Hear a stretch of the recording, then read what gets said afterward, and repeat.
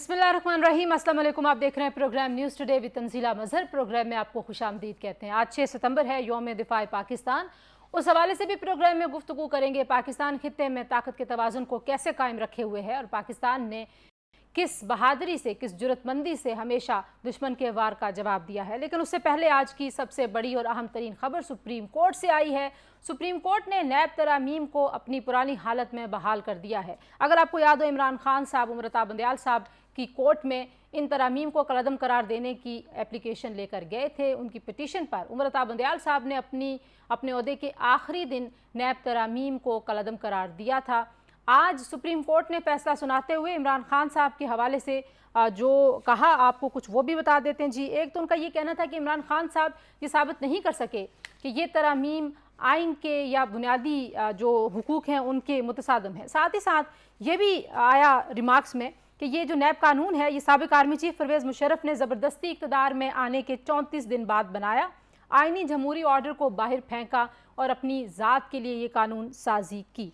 और फिर अदालत ने यह भी कहा, ये 5 जजेस थे, इसमें काजी फायजीसा साहब इसकी सरबराही कर रहे थे। 5 रुकनी बेंच की मुत्तफ़िका फ़ैसला आया है। 2 जजेस ने इजाफी नोट भी दिया, वो भी आपके सामने रखेंगे। लेकिन अदालत ने यह कहा जी कि मौजूदा मुकदमे में भी तरामीम गैर आइनी होने के हवाले से हम कायल नहीं हो सके और इन तरामीम में से बहुत सी तरामीम के मामार मिस्टर न्याजी खुद थे। काजी फायजीसा साहब ने फैसला सुनाते हुए ये कहा। और साथ में ये भी सामने आया रिमार्क में कि बानी पीटीआई ने नेक नियति से ये दरख्वास्त दायर नहीं की थी। अगरचे इमरान खान साहब के लिए ये एक हार है कानूनी तौर पर, वो मुकदमा हार गए हैं। लेकिन अगर हम देखें कि जो आज तरामीम बहाल हुई हैं उससे इमरान खान साहब को खुद भी फ़ायदा होगा, उस फ़ायदे के हवाले से भी आपको बताएंगे। लेकिन उससे पहले एक नज़र दौड़ा लेते हैं कि पीडीएम के ज़माने में नैब के कानून में क्या तरामीम की गई थी।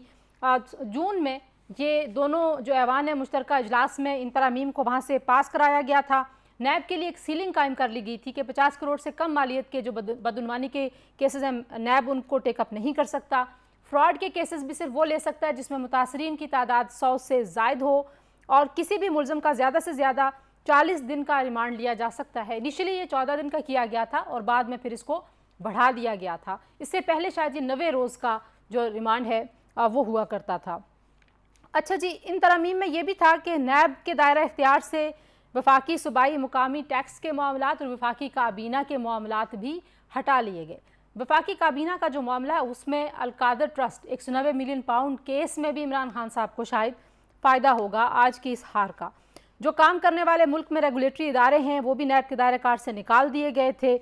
इसके अलावा जो चेयरमैन नैब और डिप्टी चेयरमैन के मुलाजमत के कुछ रूल्स थे उनमें भी कुछ तरामीम की गई थी। आज जो नैब तरामीम को बहाल किया है सुप्रीम कोर्ट ने, इससे फ़ायदा किस किस को होगा? जो सियासतदान है कुछ उनका जिक्र कर लेते हैं, क्योंकि इमरान खान साहब हमेशा से यही बयानियाँ बना रहे थे कि सिर्फ सियासतदानों को फ़ायदा देने के लिए तरामीम की गई थी। इमरान खान साहब वो सियासतदान हैं जिनको सबसे पहले शायद इन जो आज का फ़ैसला है और इन तरामीम के बहाल होने से फ़ायदा होगा। ख़ुद वो इसको NRO2 कह रहे हैं इमरान खान साहब इस फैसले के आने के बाद। बहरहाल जी, सदर आसिफ अली जरदारी साहब, नवाज शरीफ साहब, चौधरी शुजात हुसैन साहब, शाहिद हक़ान अब्बासी साहब, यूसुफ रज़ा गिलानी साहब, परवेज़ अशरफ साहब, शौकत अज़ीज़ और शहबाज शरीफ साहब मौजूदा वज़ीर आज़म को फ़ायदा होगा। चौधरी परवेज़ इलाही साहब, उस्मान बुज़दार साहब, हमज़ा शहबाज, असलम रईसानी, कदूस बजिंजो, परवेज़ खटक, महमूद खान, कायम अली शाह, मुराद अली शाह, मंजूर वट्टो, हैदर होती, लश्करी रईसानी, मालिक बलोच और सनाउल्लाह ज़हरी भी तरमीम से फ़ायदा उठाने वालों में शामिल हैं। शौकत तरीन, इसाक डार, सरदार मेहताब, फरजाना राजा, सलीम मांडवी वाला, ख्वाजा आसिफ, खुसरो बख्तियार साद, रफ़ीक, हिना रबानी खर, शर्जील इनाम मेमन और शहराम तरक्की के अलावा दीगर भी एक लंबी फहरिस्त है, वो लोग इससे फ़ायदा उठाएंगे। लेकिन जो बड़ा सवाल है, क्या इमरान खान साहब को Al-Qadir trust 190 million pound case में और तोशाखाना रेफरेंस 2 में को फ़ायदा होगा? क्योंकि इन तरामीम में ये भी कहा गया था कि एक इजाफी रेफरेंस के लिए अदालत की इजाज़त चाहिए होगी और नए आपको हक़ाइक़ सामने लाने होंगे। तोशाखाना रेफरेंस जो 2 है इमरान खान साहब के और उनकी अहलिया के ख़िलाफ़, उसमें उनकी कानूनी टीम को लगता है कि इसमें नए हक़ाइक़ नहीं है। दूसरा जो मामला जनाब कारसाज हादसा, जिस पर बड़ी बहस हुई, मुलज़मा नताशा अहमद और जो लवाकिन की फ़ैमिली है, वरसा हैं, उनके माबैन सुलहनामा हो गया है। आज हलफनामे अदालत में जमा करा दिए गए हैं। रिपोर्टेडली दियत की रकम 5 करोड़ से ज़ायद अदा की गई है। दियत के कानून को कैसे पैसा और असर रसूख रखने वाले ख़ानदान और अफराद इस्तेमाल करते हैं, कुछ इस हवाले से भी बात करेंगे। और प्रोग्राम के दूसरे हिस्से में major general retired Mohammad Yasin हिलाल इम्तियाज़ मिलिट्री हमारे साथ मौजूद होंगे। वॉर वेटरन हैं जी, गाजी हैं, 71 की जंग भी लड़ी है, उनसे कुछ उनकी जो यादें हैं वो पूछेंगे और आपके सामने रखेंगे। सबसे पहले प्रोग्राम के पहले हिस्से की तरफ चलते हैं। पाकिस्तान तहरीक इंसाफ के सीनियर रहनुमा शुएब शाहीन साहब और पाकिस्तान पीपल्स पार्टी के सीनियर रहनुमा कादर मंदोखेल साहब दोनों कानूनदान हैं जी, उन्होंने हमें ज्वाइन किया, बहुत शुक्रिया आपका। शुएब शाहीन साहब, गुफ्तगू का आगाज़ आपसे करना चाहूँगी। आज एक बड़ा अहम फैसला आया है और इमरान खान साहब जो हैं वो इस फैसले को NRO 2 कह रहे हैं, लेकिन हुकूमत तो ये कह रही है कि सबसे ज़्यादा फ़ायदा खुद इमरान खान साहब को हो रहा है। अदालत ने अपने फैसले में ये भी कहा कि इमरान खान साहब की नैब तरमीम के खिलाफ जो दरख्वास्त थी वो बदनीयती पर मबनी थी। इस पे भी रिस्पॉन्ड कीजिएगा और इमरान खान साहब को क्या फ़ायदा होने जा रहा है इस फैसले से? देखिए, ऐसा तो नहीं कहा कि बदनीयती पे मबनी थी, मैंने नहीं पढ़ा ऐसी कोई बात लिखी हुई। मैंने तो आज सरसरी सा देखा है, पूरा नहीं पढ़ सका। एक बात तय है, उन्होंने कहा है कि अनकॉन्स्टिट्यूशनल नहीं है, लेकिन एक बात तय है कि ये 1100 अरब रुपए के अपने मुकदमात ख़त्म कराने के लिए बदनीयती पे मबनी उस रबर स्टैम्प पार्लियामेंट ने जो PDM 1 की सूरत में बैठे थे, उन लोगों ने बेसिकली ये अपने मुकदमात ख़त्म कराए पर्सन स्पेसिफिक। देखें, इमरान खान साहब से जब पूछा गया कि जी अगर ये तरामीम हो जाती हैं तो इसका फ़ायदा आपको भी होगा, उन्होंने कहा कि मुझे इससे गरज नहीं है कि मुझे फ़ायदा होता है या नुकसान होता है। मैं ये कहना चाहता हूँ कि इस मुल्क में अगर आपने इस मुल्क का एक कानून बना देना है कि जो चाहे लूट मार करके चला जाए और उसको पूछने वाला कोई ना हो, तो ये कानून हमें काबिल कबूल नहीं है। ये इमरान खान साहब सर, ने वो जो सुप्रीम फ़ायदा कोर्ट उठाने को वाले हेरे लोग हैं उनकी खड़ा लिस्ट आपने देखी होगी, उसमें महमूद खान, परवेज़ खटक, उस्मान बुज़दार, बहुत सारे लोग हैं जिनके खिलाफ नैब के तो केसेस हैं और वो तो PTI वो की। सारे सुने, जी वो सारे अब किधर हैं? वो क्यों छोड़ के गए थे? जिन जिन की फाइलें थी वही सबसे पहले छोड़ के भागे। नहीं, इमरान खान दूसरी साहब को बात, खुद भी तो फ़ायदा हो रहा है शुएब शाहीन साहब। नहीं, इससे इमरान खान को तो कोई फायदा नफे नुकसान का इफेक्ट कोई नहीं ना। वजह मैं आपको बताता हूँ। आप कहते थे साइफर वाला मुकदमा, इन्होंने 5000 प्रेस कॉन्फ्रेंसेस की, उसमें सजा भी दिला दी। इद्दत वाले केस में सजा भी दिला दी। क्या हुआ? दोषाखाना में सजा दिला दी। जो ही जुडिशियल रिव्यू में आया, एक दिन भी वो ठहर नहीं पाया। ठीक है। वजह यह है कि हमें तो उससे फर्क कोई नहीं है, क्योंकि Imran Khan is not a corrupt person. ये जो करप्शन में डूबे हुए लोग हैं, मसलन इनमें से किसी एक बंदे की थी 86 के करीब एप्लीकेंट से जिन्होंने एप्लीकेशन दे रखी थी नैब को, उन्होंने कहा जी नहीं 100 एग्रीव पर्सन होगा तो फिर आप। जी कादर मंदोखेल साहब, ये बताइएगा कि आज का फैसला कितना अहम आप समझते हैं, क्योंकि जो रिमार्क्स चीफ जस्टिस साहब दे रहे थे वो कह रहे थे कि जो पार्लियामेंट के काम में मुदाखलत नहीं होनी चाहिए और अदालतों को कवानीन ख़त्म करने के बजाय उनको बहाल रखने की कोशिश करनी चाहिए। और जिस तरीके से अता बंदयाल साहब अपने ओहदे के आखिरी दिन जैसे इन तरामीम को कलअदम करार दे के गए थे, आपको लगता है कि आज का फैसला पार्लियामान के लिए या इदारों की जो आपस की ट्राइकॉटमी है उसके लिए कैसे अहम है? देखिए, अगर उसको थोड़ा पस मंज़र में देख लें कि पार्लियामान जो है ना वो कानून बनाते हैं और सुप्रीम कोर्ट की तशरीह करते हैं। माजी में हमने देखा इफ्तिखार चौधरी के वक्त से लेके मुख्तलिफ अदवार में, जनरल मुशर्रफ के दौर में, कि एक मार्शल्ला डिक्टेटर को सुप्रीम कोर्ट ने आइन के आर्टिकल 239 यानी अमेंडमेंट का इख्तियार दिया था। तो यानी जिसको दिल चाहे वो उसने फैसला दे दिया, तो फिर उसके बाद इसकी असम्बली की या पार्लियामेंट की तो फिर कोई हैसियत नहीं रही है जी। अच्छा, मौजूदा जो बिल है वो बड़ा एक अजीब सा बिल मैं इस सूरत में कह रहा हूँ कि जब ये बिल बना था जनरल मुशर्रफ के दौर में, इसमें रिमांड जो हमारे यहाँ 100 साल से अंग्रेज को का कानून चल रहा है रिमांड का, यानी जिस आदमी ने खुदा न खास्ता 400 या 4000 कत्ल भी किए होंगे तो उसका रिमांड 14 दिन से ज्यादा नहीं होती है, और वो 14 दिन भी किस्तों में होती है, 2 दिन 4 दिन हफ्ता। लेकिन नैब का रिमांड 3 महीने या 90 डेज है, जो 90 डेज के बाद तो इंसान का कचूमर बना देते हैं, उसके बाद क्या रह जाता है सजा में। सही। तो उस कानून को लेके मौजूदा हुकूमत ने, चूंकि हमारे खुर्शीद शाह साहब, डॉक्टर आसिम का और बहुत सारे हमारे रहनुमा इस कानून की जद में आके और उन्हें अपनी सजाएं भुगती है, तो हुकूमत ने यह कहा कि अब इन कानून को चेंज करके इनको वापस जो ना उसको 14 दिन पे लाया जाए। तो 14 दिन पे लाए तब भी जो मौजूदा अपोजिशन है वो नाराज नहीं होना चाहिए। तो उस वक्त भी ये मुख्तलिफ टॉक शो में हमने ये बात कही है, और पिछले असम्बली का जहाँ में हिस्सा था ये कानून साजी जो हुई थी उसमें, कि अंग्रेज के दौर के जो कानून है اس میں 14 دن ہے، تو یہ 90 ڈیز کیوں؟ ٹھیک ہے. اس کے بعد جب اعتراض کیے اس کے بعد پھر حکومت نے اس کو تھوڑا مزید بڑھا دیے، 14 دن سے 40 دن کر دیے، تب بھی اعتراض. اور پھر آپ کو بتاؤں پاکستان کے 77 سالہ تاریخ میں ایک سزا یافتہ قیدی کو سپریم کورٹ نے باقاعدہ ویڈیو لنک کے ذریعے، میں عمران خان صاحب کی بات کر رہا ہوں، لنک کے ذریعے سپریم کورٹ جہاں اس کی ضرورت بھی نہیں تھی وہ وکیل کے ذریعے اس کیس کو جو ہے نا وہ پلیڈ کر سکتے تھے، مگر سپریم کورٹ نے اس کو آپشن جی دیا. جی لیکن وہ ظاہر ہے یہ کیس آپ کو پتہ ہے کہ عطا بندیال صاحب کے پاس وہی لے کے گئے تھے. اس وقت عطا بندیال صاحب کی کورٹ بھی ان کو کہتی تھی کہ واپس پارلیمان میں جائیں، لیکن آج عمران خان صاحب کہہ رہے ہیں قادر مندوخیل صاحب کے حکومت کو NRO 2 مبارک ہو. وہ کیس یہ ہار گئے ہیں لیکن وہ کہتے ہیں کہ یہ تو حکومت کو NRO 2 ملا ہے کیونکہ اس سے جو فائدہ اٹھانے والے لوگ ہیں وہ سارے سیاسی جماعتوں کے لوگ ہیں، اگرچہ ان کی اپنی سیاسی جماعت اور خود شاید ان کو بھی اس سے فائدہ ہوگا، لیکن اس کے باوجود وہ بیانیہ یہ بنا رہے ہیں کہ آپ کی جماعت کے لیڈرز اور نون لیگ کے لیڈرز اپنے کیسز معاف کرانے کے لیے امینڈمنٹس لے کے آئے تھے. اگر تھوڑا سا مجھے آپ جملہ کمپلیٹ کر دیتے تو یہ ساری نوبت نہیں پڑتی اس بات کی. جی جی. NRO 2 کس کو؟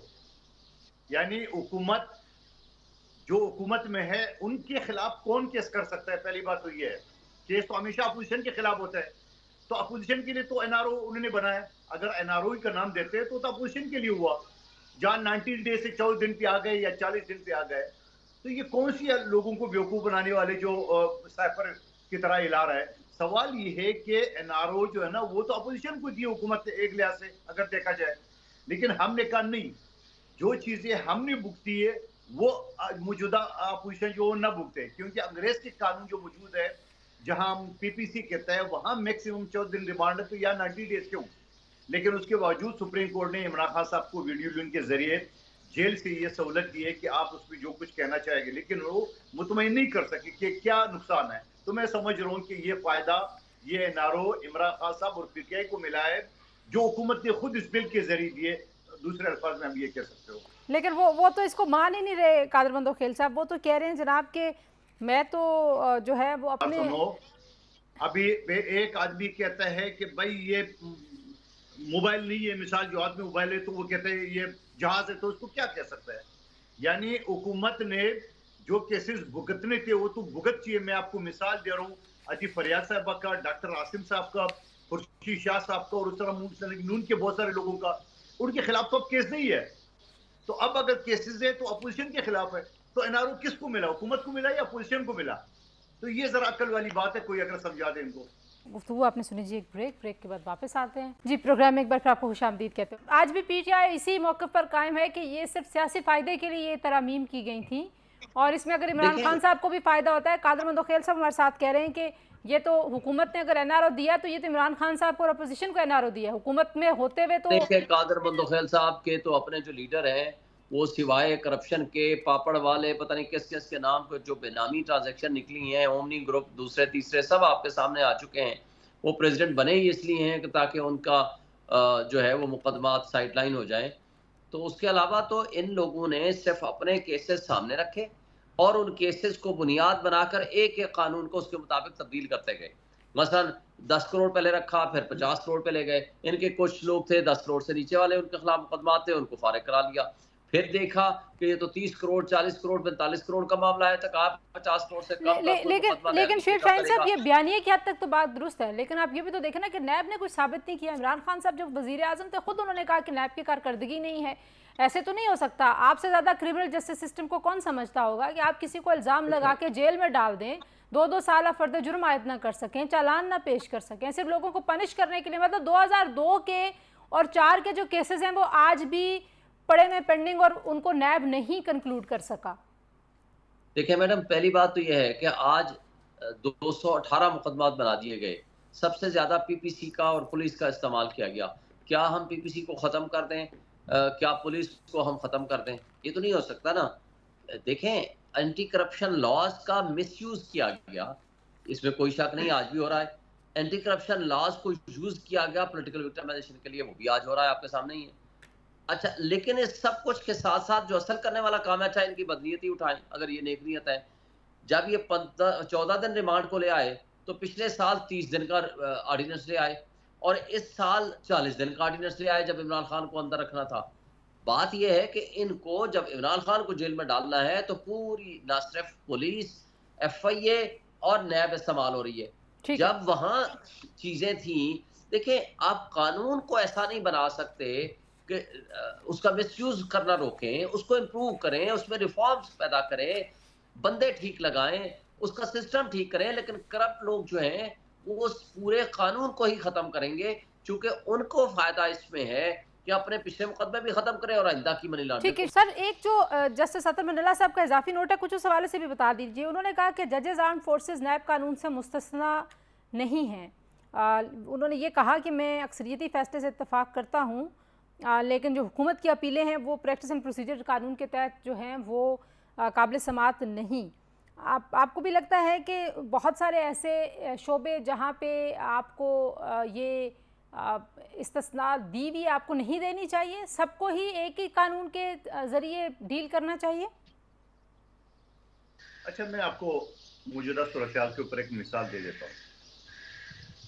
یہاں وزیر اعظم کھڑے کھڑے خط نہ لکھنے پہ نائل ہوا ہے جی. یہاں ایم این اے سینیٹر جو نا وہ دوری شہرت پہ نائل ہوئے ہیں.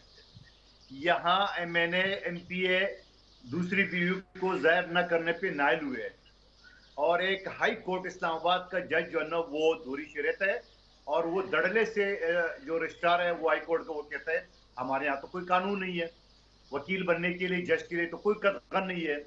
یعنی جو پولیٹیکل ورکر ہے اس کے لیے تو قانون ہے، مگر جج کے لیے، جرنیل کے لیے اور بیوروکریٹس کے لیے اور ان لوگوں کے لیے نہیں ہے. تو یہ سر عجیب بنائے سا نا نہیں ہے قانون. قانون اس ملک نہیں میں. سر، قانون نہیں ہے تو بنائے نا قانون. سر قانون تو ظاہری باتیں نہیں ہے آپ کے لیے. آپ کو پتہ ہے کہ رولز ہیں، آپ کیسے پارلیمان کے ممبر بن سکتے ہیں. اچھا سن لو دوسری بات.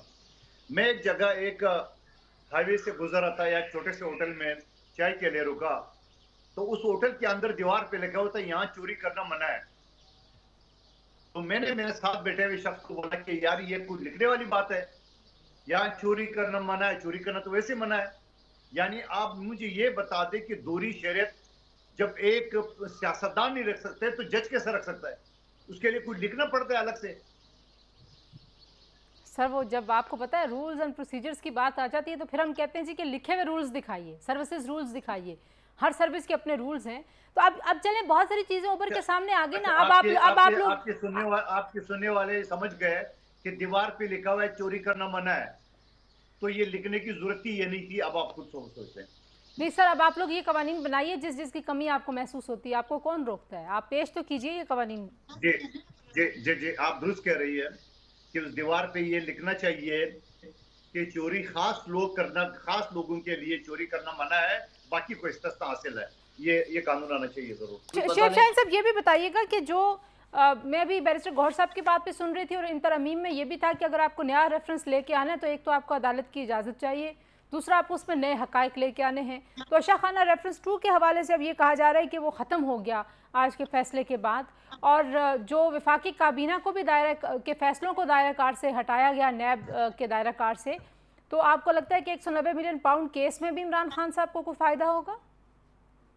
جی بظاہر تو ایسا لگتا ہے، کیونکہ آپ نے دیکھیں نا پہلے والے کیس میں تو وہ جو اماؤنٹ تھی وہ 50 کروڑ سے کم ہے، وہ تو یہاں نہیں چل سکتا، وہ کہاں جاتا ہے وہ بات کی بات ہے. لہٰذا وہ تو بات ختم ہو گئی ریفرنس یہاں. دوسرا جہاں تک تعلق ہے 190 ملین پاؤنڈ والا کیس، القادر ٹرسٹ والا کیس، اس میں بھی جو کیبنٹ کا ڈیسیژن ہے اس کے اوپر کچھ نہیں کیا جا سکتا. اور اس میں پرسنل گین کا تو کوئی ایشو نہیں ہے، کیونکہ پرسنل گین کا تو نہ صرف یہ ایک الزام بھی نہیں ہے، بلکہ وہ سب نے آ کر کہہ دیا کہ نہیں جی اس میں کوئی پرسنل گین نہیں ہے. تو میرا نہیں خیال کہ اس میں بھی کوئی آگے ٹرسٹ کو زمین گئی ہے وہ آپ کو لگتا ہے کہ پرسنل گین میں نہیں آئے گی؟ نہیں، وہ پرسنل گین نہیں ہوتا نا، وہ trust is not a personal gain. Personal gain is something else. ٹھیک ہے. اچھا آخر میں مجھے آپ سے بھی پوچھنا ہے شعیب شاہین صاحب، یہ جو کارساز حادثہ میں دیت کو استعمال کرتے ہوئے صلح نامہ ہو گیا ہے، راضی نامہ ہو گیا ہے، لیکن اس پہ سوشل میڈیا پہ آپ نے بھی دیکھا ہوگا معاشرے میں بھی ایک بڑی تقسیم ہے. کچھ لوگوں کا خیال ہے کہ یہ جو دیت کے اور خون بہا کے جو فائدے ہیں وہ صرف پیسے والے اور انفلوئنشل لوگ، اثر و رسوخ رکھنے والے لوگ اٹھاتے ہیں، غریب جو ہے وہ ہمیشہ پستا اور غریب پہ دباؤ آتا ہے. آپ اس سارے معاملے کو کیسے دیکھتے ہیں کہ ہے تو یہ قانونی چیز لیکن اس کا سماج پہ کیا امپیکٹ ہے کہ آپ دن دہاڑے کسی کو گاڑی کے نیچے کچل دیں, کیئرلیس ڈرائیونگ کریں. مبینہ طور پر اب تو بہت سارے لوگ یہ کہہ رہے ہیں کہ وہ خاتون جو ہیں وہ نشے میں تھیں, تو کیسے دیکھتے ہیں آپ؟ دیکھیں بڑا افسوس کی بات ہے, یہ میں نہیں سمجھتا کہ تعزیر میں ان کو سزا نہیں دی جا سکتی.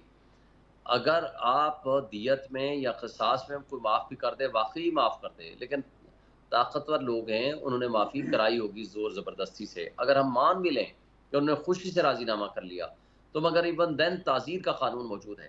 تعزیر کے قانون کے تحت ان کو سزا دی جا سکتی ہے ان حالات مطلب میں. آپ ڈیٹرنس آپ نے کیسے معاشرے میں رکھیں گے, لوگوں کو بتائیں گے کیسے کہ آپ نے یہ نہیں کرنا؟ معاشرے میں آپ نے اگر خرابی کو ختم کرنا ہے تو برائی کی ریزنز, برائی کا جواز آپ کو نہیں دینا چاہیے. برائی کو ختم تبھی کیا جا سکتا ہے جب آپ سزا دیں گے. اور سزا دیکھیں, یہ جو معاف کرنا ہے ریفارمز کے لیے ضرور ہوتا ہے, لیکن یہ قتل کے مقدمات میں ہوتا ہے. نیگلیجنٹ ڈرائیونگ, نشہ کر کے ڈرائیونگ کرنا, اس میں کیا معافی ہونی ہے؟ اس میں تو آپ ان کو ہر حال میں سزا دیں, بالکل ٹھیک ہو تاکہ گیا. وہ ایک نظام جو ہے آپ کا جسٹس سسٹم درست سمت میں چلے, آئندہ کے لیے کسی کو موقع نہ ملے. یوں تو طاقتور آدمی جب چاہے جس کو چاہے گولی مار دے, جس کو چاہے گاڑی سے نیچے دے دے, اور اگلے دن جا کر زبردستی زور پہ یا پیسے دے کے ان سے وہ معافی لکھوا لے, اور اس کے بعد ختم. تو اس طرح آپ کا ختم نہیں ہوگا, آپ کا نظام وہ خراب ہوگا, بہتر نہیں ہوگا. ایک آخری کامنٹ مجھے دے دیجئے. کارساز حادثے کی جو ملزمہ ہیں ان کی آج ضمانت بھی ہو گئی, پارٹیز کے مابین صلح بھی ہو گئی, اور رپورٹڈلی دیت کی رقم بھی انہوں نے دے دی ہے, کہ کافی بڑی رقم. سوشل میڈیا پہ اس پہ دو آراء ہیں.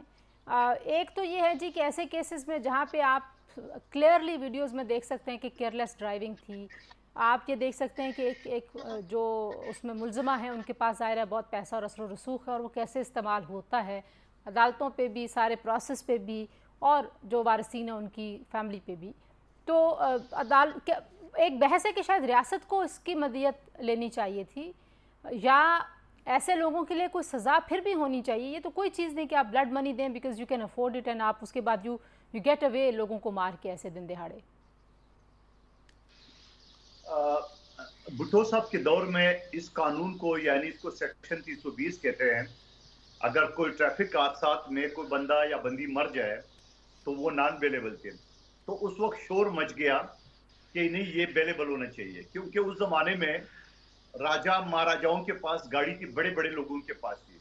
آج کل ہر للو پنجو کے پاس گاڑیاں ہیں.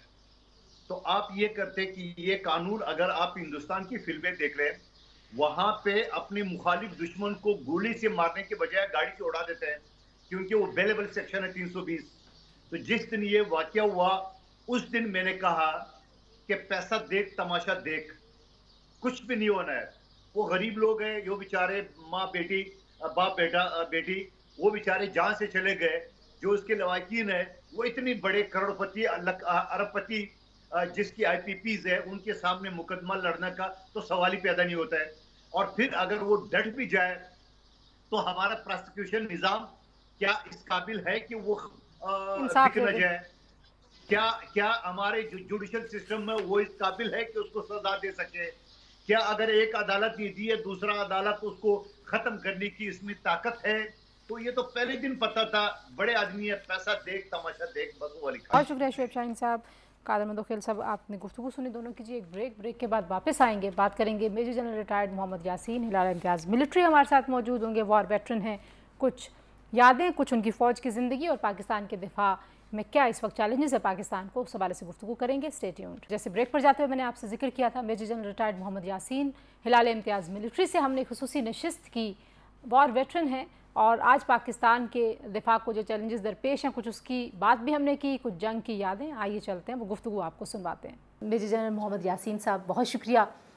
ظاہر ہے جب آپ غازیوں سے ملتے ہیں تو آپ ہمیشہ ایموشنل ہو جاتے ہیں, اور پھر ساتھ ساتھ آپ شہیدوں کو بھی یاد کرنا شروع ہو جاتے ہیں. 1965 کی جنگ پاکستان نے جس طرح سے لڑی, جتنے بھی ہم لوگوں سے جتنی بھی ان کی یادگار سنتے ہیں, ان کی یادیں ہم سے جب وہ شیئر کرتے ہیں, تو اٹ سیمز کہ بہت ایموشنل ایک ٹائم تھا.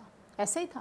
جی بہت ایموشنل تھا, اور میں تو کالج اسٹوڈنٹ تھا गवर्नमेंट कॉलेज झंग में, लेकिन ईमानदारी की बात है कि इतनी यूनिटी, इतना जज्बा मैंने ज़िंदगी में कभी नहीं देखा। लोगों में, स्टूडेंट्स में, कौम में, ड्राइवर, टांगे वाला, हर लेवल पे, हर माशरे का जो तबका है, जिसे हम इंग्लिश में कहते हैं ना नेशन एट वॉर।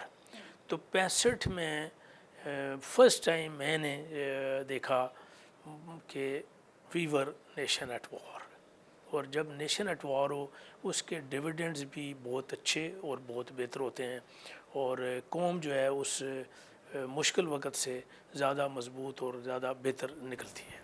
ज़ाहिर है, मैं कह रही हूँ वो एक रवायती जंग का ज़माना था, रवायती हथियार थे, शायद मतलब शायद नहीं, यकीनन भारत जो है वो दिफाई तौर पे सलाहियत के हिसाब से, इस्तेदाद के हिसाब से बहुत आगे था पाकिस्तान से। तो व्हाट मेड अस कि हम जो हैं वो पूरे एक थ्रेशोल्ड हमारा जो है वो उसका कोई मैच ही नहीं है। आज तक शायद जो लोग उस जिन्होंने देखा है, आप जैसे लोगों ने जिन्होंने विटनेस किया, वो कहते हैं वो तो उसका कोई मैच ही नहीं है बिल्कुल। उसमें जो कौमी जज्बा और कौम का इकट्ठ और इत्तेहाद, उसके अलावा मेरा ये ख्याल है कि वो जो आर्म्ड फोर्सेस थी, air force, navy, Pakistan army, तीनों ज़्यादा वेल ट्रेंड थी। गो हमारी फोर्सेस की रेशो 1:5 ही तकरीबन इंडिया के साथ है, तो ये बड़ी मुश्किल है इसको मैच करना। लेकिन अल्लाह ताला का इंतहाई करम और शुक्र है, और हमारी कौम की इत्तेहाद की निशानी है कि हमने अपने से 5 गुना बड़े दुश्मन का मुकाबला किया बेहतर तरबियत के साथ, और बहुत अच्छी जंग लड़ी, और उसके नताइज एक नुक्ता नज़र ये है कि हम जीत गए क्योंकि हम कम थे, और दूसरा नुक्ता नज़र ये है कि हमने बहुत कामयाबी से बहुत से हिस्सों पे बड़ी विजिबल किस्म की सक्सेस जो है ना हमें हासिल हुई, जो कि इल ट्रेंड लोग, इल मोटिवेटेड लोग कभी भी ये काम नहीं कर सकते थे। अच्छा, ये भी बताइए, जो हमारा ज़ाहिर है अभी आपने 71 की बात भी की है और आपने ख़ुद जंग लड़ी है, तो जंग लड़ने में जो एक फ़ौजी का, चाहे वो सिपाही है चाहे वो अफसर है, वो जो उसका जज्बा होता है वो कैसे आप, क्योंकि सिंस यू आर राइटिंग, आपने किताब भी लिखी है, उसमें बहुत सारे लोगों की याददाश्तें, तो वो कैसे इम्पैक्ट कर रहा होता है सारी सिचुएशन से? उसमें पहली इम्पल्स जो है वो एक फ़ौजी की होती है, पहले उसका जो क्या कहते हैं मुहर्रक में कहना चाहिए उर्दू में, वो ये है कि वो सेंस ऑफ ड्यूटी है उसका, कि मुझे फ़ौज ने, कौम ने ड्यूटी दी है कि मैं एक इलाके का दफा करूं या हमला करूं और कोई दुश्मन का इलाका उसे फ़तह करूं। तो ये एक सेंस ऑफ ड्यूटी का आंसर है। दूसरा आंसर अपनी कौम, अपने मज़हब से मोहब्बत का आंसर है। तो ये दो बड़े मुहर्रक हैं, ट्रिगर्स हैं जो आपके ज़ात को इन्फ्लुएंस करते हैं। एक तीसरा मुहर्रक जो है वो अपनी ज़ात की, अपनी ज़िंदगी की सर्वाइवल है, कि अगर मैंने दुश्मन को ना मारा वो मुझे मार देगा। तो बैटल ऑफ द फिटेस्ट, कि कौन बेहतर है, जो बेहतर है वो दूसरे को मारेगा, वो जीतेगा। तो ये इस तरह के इम्पल्सेस हैं। और ज़िंदगी में जो जंग की ज़िंदगी है उसमें बेसबाती का आंसर जो है ना, आप बेसबाती, मुझे पता नहीं ये सही तर्जमा है कि नहीं, जी। इनसिक्योरिटी जिसे कहते हैं। आपको पता होता है रात को मैं 10 बजे सो रहा हूँ तो मुझे ये पता नहीं है कि कल का दिन मैं ज़िंदा रहूँगा, मैं शहीद हो जाऊँगा या मैं ज़ख्मी हो जाऊँगा। सो जब आप शाम को, रात को सोने लगे हैं, आपकी सारी ख्यालात मुजतमे हो गए, इन 3 लफ्ज़ों पे आ गए कि या कल शहीद हो जाऊँगा, या ज़ख्मी होने का इम्कान है, या ज़िंदा रहूँगा। सो अल्लाह से दुआ है। आप ज़ाहिर गाजी हैं, तो जंग से बाहर आके दोबारा से नॉर्मल ज़िंदगी को देखना भी एक बहुत यूनिक एक्सपीरियंस है, जो शायद सिर्फ अफवाज के लोगों के नसीब में आता है। मुख्तलिफ़ आदमियों के मुख्तलिफ़ तजर्बे हैं। कुछ लोग जंग में बहुत मुश्किल हालात से गुज़रते हैं नफसियाती तौर पे, जैसे हम अंग्रेज़ी में या फ़ौजी ज़बान में कहते हैं शेल शॉक, कि एक आदमी शॉक से गुज़रता है इतना ज़्यादा कि उसकी जो करैक्टर है वो अपनी जगह से हिल जाता है। लेकिन अक्सरियत की बात कर रहे हैं, अक्सर जो हैं वो ज़्यादा सोबर, ज़्यादा मजबूत और मजे हुए और मुश्किलात का मुकाबला करने वाले बन जाते हैं, समाजी ज़िंदगी में भी और अपना फ़ौजी ज़िंदगी में। تو 65 اور 71 کی جنگوں سے پاکستان نے آپ کو لگتا ہے کہ سیکھ کے پھر آگے اپنا دفاعی سفر استوار کیا، جاری رکھا؟ بے شک یہ سچی بات ہے، اور اس کا سب سے بڑا ثبوت اگر کوئی ثبوت ڈھونڈ رہا ہے وہ یہ نیوکلیئر ٹیکنالوجی کا حصول ہے۔ یہ ہماری قوم کی، ہماری ملٹری کی اس سے بڑی کامیابی نہیں ہو سکتی کہ ہم نے 71 کے بعد یہ فیصلہ کیا کہ ہم چھوٹا ملک ہیں، ہماری سروائیول اتنے بڑے ملک کے ساتھ نہیں ہے اور ہمیں نیوکلیئر ٹیکنالوجی حاصل کرنی چاہیے، اور ماشاءاللہ سویلین نے، فوج نے، پوری قوم نے قربانی دی اور یہ کام ہو گیا۔ 65 کی جنگ کے بعد ہمارے جو ملک کی ایک سمت ہوتی ہے آپ کے، تو ہم بہت زیادہ سیکیورٹی کی طرف ہمیں دیکھنا پڑا، کیونکہ ہمیں یہ ریئلائز ہوا کہ بے شک ہم علیحدہ ہو گئے ہیں، الگ الگ ریاستیں بن گئے ہیں، لیکن وہ جو ایگو کے مسائل ہیں بھارت کے وہ وہیں پہ موجود ہیں۔ تو آپ کو لگتا ہے کہ اس نے بہت زیادہ ہمیں شاید گائیڈ کیا یا ڈکٹیٹ کیا ہماری پالیسیز کو؟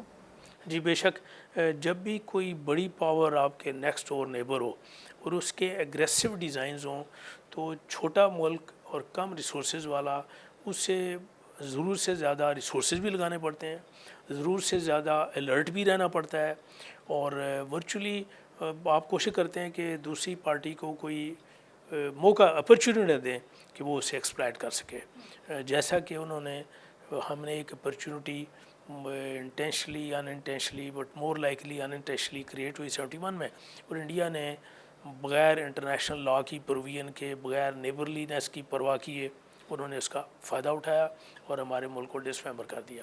تو ہمارے پاس بطور قوم کے، بطور ملک کے کوئی گنجائش نہیں ہے انڈیا کے ہوتے ہوئے کہ ہم اس معاملے میں ریلیکس ہوں، لاپرواہی کریں۔ No, it is not possible. India ہمیشہ offensive موڈ پہ رہا، انڈیا نے کئی بار جو ہے وہ اگریسو ایٹیٹیوڈ، حملے، فزیکل وار انیشیٹ کیا، اور پاکستان ظاہر ہے ڈیفینسو اس پہ تھا۔ تو آپ کو لگتا ہے کہ پاکستان نے جتنے بھی ابھی لیٹسٹ 27 فروری کو جو ہوا 2019 میں، آپ کو لگتا ہے کہ Pakistan has been staying there, India کے اوپر حاوی رہا 65 کے بعد سے اب تک نروز کے اوپر؟ ہاں، دے نو کہ in their path of glory and strategic dominance of the globe Pakistan is an irritant stumbling block. They know that and they will not lose any opportunity to سر اگر ہم weaken اس کو us. تھوڑا سا زیادہ اردو میں کر لیں تو سننے They والوں will وہ کوئی بھی ایسا موقع ضائع نہیں کریں گے جس سے ہمیں وہ ویکن کر سکیں، اور ویکن بھی ملیٹریلی، اکنامیکلی، سوشلی، مذہب کے لحاظ سے، ہر طریقے سے۔ اور میں بھی اگر انڈین ہوتا اور جنرل ہوتا، I'll do that. If I was Indian politician، وہاں بھی میں یہی کام کرتا کہ مجھے پتہ ہے کہ میرے رستے میں چائنا کا تو میں کچھ کر نہیں سکتا، ہاں بگر، ہاں وہ ایکول اور بگر، یس، تو ایک بندہ یا ایک ملک جو میرے رستے میں رکاوٹ ڈال سکتا ہے اور ڈالنا چاہتا ہے، اس سے میں سختی سے نپٹوں گا، ویزیبلی بھی اور انڈر دی ٹیبل بھی۔ اچھا اس وقت کی افواج اور آج کی افواج کیا فرق آیا ہے؟ ایک تو میڈم ٹیکنالوجی کا فرق ہے کہ ٹیکنالوجی بہت تبدیل ہو گئی، کہاں ٹیلی فون کال آپریٹر ملاتا تھا، ابھی ہر آدمی چلتا پھرتا آپریٹر ہے، اور جتنے مرضی کال جب مرضی کر لیں۔ تو ٹیکنالوجی میں بہت فرق آیا ہے، فائر پاور میں بہت فرق آیا ہے۔ اگر پہلے 6 گولیاں فائر کرتے تھے اور پھر سوچتے تھے کہ اور گولیاں کہاں سے لائیں گے، ابھی آپ 600 گولیاں فائر کریں پھر بھی کام چل رہا ہے۔ اور یہ ڈرونز ہیں، جو ویپنز آف وار ہیں، اس میں بہت انقلاب، اور یہ انقلاب صرف فوجی ٹیکنالوجی میں نہیں آیا، سول ٹیکنالوجی میں پوری زندگی میں آیا ہے۔ گاڑیوں کی تعداد دیکھ لیں، یونٹ میں ایک موٹر سائیکل یا اسکوٹر ہوتا تھا، یونٹ میں گاڑیاں ہیں، پورا محلہ گاڑیوں سے۔ تو ٹیکنالوجی میں بہت فینامینل انقلاب آیا ہے۔ بلکہ مجھے یاد پڑ رہا ہے بل گیٹس نے کسی زمانے میں، یہ میرا خیال ہے 98 کی بات ہے، کینیڈا وہ گیا، اینڈ ہی واز ایڈریسنگ اپنا یہ ٹیکنالوجی سیمینار پہ بات کر رہا تھا، اور اس نے کہا جی کہ ٹیکنالوجی جو ہے ورلڈ میں پرانے زمانے میں جو انسان کا پورا علم ہے وہ مثال کے طور پہ 100 سال میں ڈبل ہوتا تھا پرانے زمانے میں، ابھی 100 سال کا کام جو ہے 2 سال میں ہونا شروع ہو گیا ہے۔ انسان کا جو علم ہے وہ اتنی تیزی سے ملٹیپلائی ہو رہا ہے، اتنی تیزی سے آگے بڑھ رہا ہے کہ اب آپ مشکل سے ایک شعبہ ہی سیکھ سکتے ہیں اور آپ کی زندگی ختم ہو جاتی ہے۔ جیسا ظاہر ہے ماضی میں جھانکنا جو ہے وہ شاید آپ کے لیے، ہم سب کے لیے اور قوم کے لیے بھی بڑا ایموشنل ہوتا ہے، لیکن آج پاکستان ایک اور افریت سے نبرد آزما ہے، آج تو نہیں، شاید 2 دہائی سے تقریباً، کہ دہشت گردی جو ہے جس طریقے سے ہو رہی ہے. ابھی ہم نے بلوچستان میں ریسنٹ دیکھیں کتنے ایونٹس ہوئے، کئی بار بھارت برے طریقے سے ایکسپوز ہوا، اس کی جو وہاں پہ انٹرفیئرنس ہے وہ دنیا کے سامنے بھی ہم نے ایکسپوز کی. یعنی کہ یہ اب ہیر سے تو رہا نہیں نا، جب آپ ان کا بندہ، ان کا ایک فوجی پکڑ کے ان کے سامنے پیش کر دیں تو اس سے زیادہ بڑے ثبوت کیا ہوتے ہیں. تو آپ کس طرح سے دیکھتے ہیں پاکستان جس طرح سے دہشت گردی سے جنگ لڑ رہا ہے اور اس میں بھارت کی انوالومنٹ؟ میرا اپنا سنجیدہ نقطہ نظر یہ ہے کہ انڈیا آپ کے ساتھ جو اس کا جھگڑے والا، لڑائی والا اور آپ کو بطور ملک کے کمزور کرنے کا مقصد ہے، اس سے پیچھے کبھی نہیں ہٹے گا تا وقت کہ آپ سکم، بھوٹان اسٹیٹس پہ جانے کے لیے تیار نہ ہو جائیں. کوئی اگر یہ کہتا ہے کہ یہ بات غلط ہے، وہ بیوقوفوں کی جنت میں رہ رہا ہے. انڈیا کی جو اسٹریٹجک ڈائریکشن ہے، ان کا جو مستقبل ہے، اس میں ہم ایک ریٹینٹ ہیں اور وہ یہ چاہیں گے کہ ہمیں ویکن کریں اس لیول پہ کہ وہ ان کا سیکشن افسر دہلی سے رنگ کرے اسلام آباد اور ہم کہیں جناب مائی باپ جو حکم ہے ہم کرتے ہیں. تو جب یہ بات طے ہے کہ دشمنی ہے تو وہ ہر طریقے سے ہمارے ملک کو کمزور کریں گے.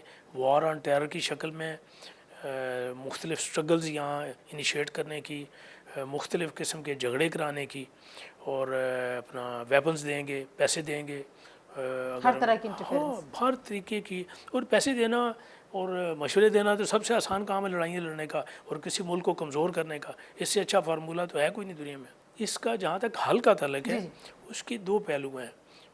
چونکہ آپ نے یہ بھی ایشو کیا، 2 پہلو ہیں.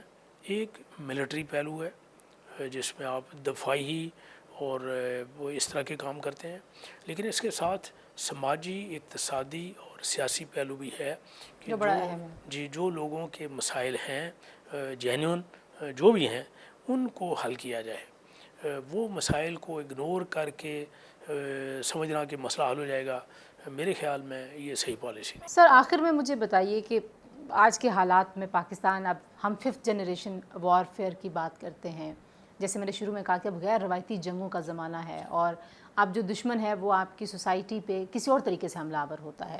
کیا سجیسٹ کرتے ہیں آپ اور کیا کہنا چاہیں گے؟ کیونکہ آج یوم دفاع ہے، بہت سارے ینگ لوگ اسپیشلی آپ کی بات سن رہے ہیں، جن کو بہت سارے لوگ مایوسی دیتے ہیں اس ملک سے.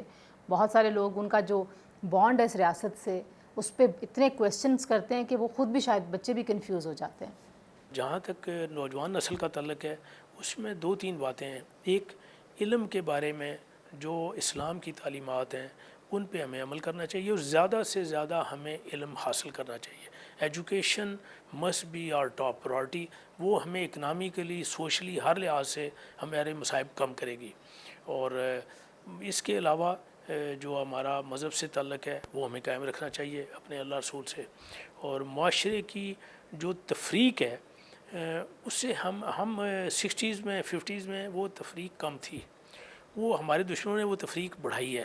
ہمیں اس تفریق کو چھوڑنا چاہیے اور واپس ایک اللہ ایک رسول کی طرف آنا چاہیے، ایک ملک کی طرف آنا چاہیے، چاہے وہ فرقے کی بنیاد پہ، طبقات کی بنیاد پہ. کسی بنیاد پہ. تھینک یو سو مچ یاسین صاحب، جن صاحب، آپ نے وقت دیا اور آپ نے گفتگو سنی جی. میجر جنرل ریٹائرڈ محمد یاسین، ہلال امتیاز ملٹری. اور آج کے دن کے حوالے سے یہ خصوصی گفتگو ہم نے آپ کے سامنے پیش کی ہے. Stay tuned.